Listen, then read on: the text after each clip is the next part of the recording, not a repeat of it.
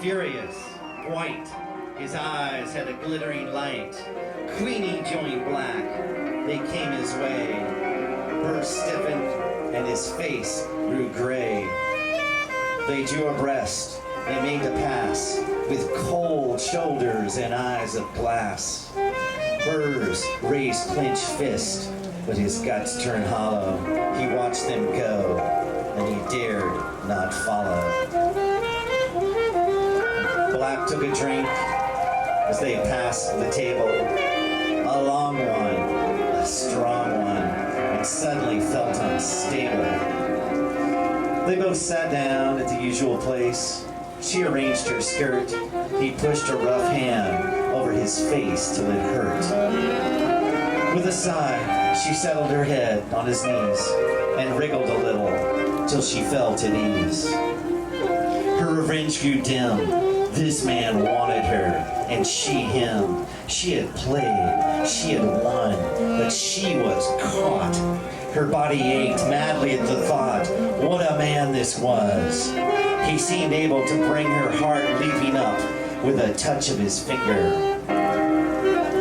For a while, they were motionless, flushed, hushed. Slowly the air about them became too thick to breathe, healed by flame.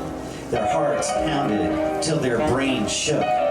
Blood roared through their veins like a swollen brook. His fingers ached to feel flesh, cool flesh. His hand waked, he discovered her shoulder, began to explore under the edge of the gown she wore. Slowly, his hand sank out of sight. His heart pounded, his throat grew tight. And then his hot hand cupped her breast. Suddenly, it came to rest.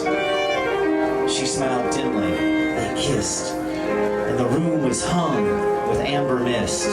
Exultant-eyed, side by side, they floated dreamlike across the floor, towards the bedroom door. The door opened, it closed behind them. Jet black darkness swept up to blind them. The air was strangely fresh and sweet. They stood blinking, they swayed on their feet, and blank silence wrapped them in. Little by little, the dark grew thin. A window glimmered with faint light.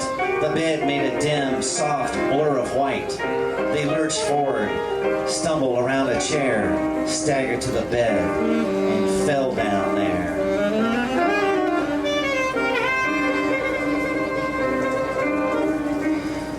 Some love is fire, some love is rust, but the fiercest, cleanest love is lust. And their lust was tremendous.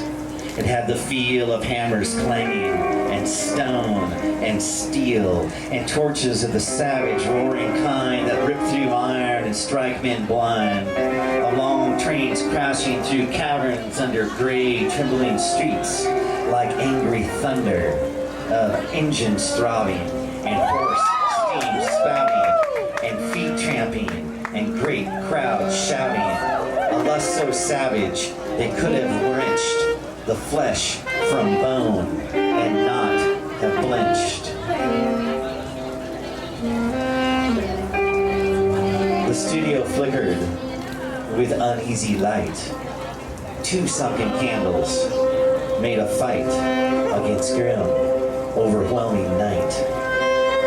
Their flames flared, whirled up, gyrating, and a crowd of shadows hovered, waiting.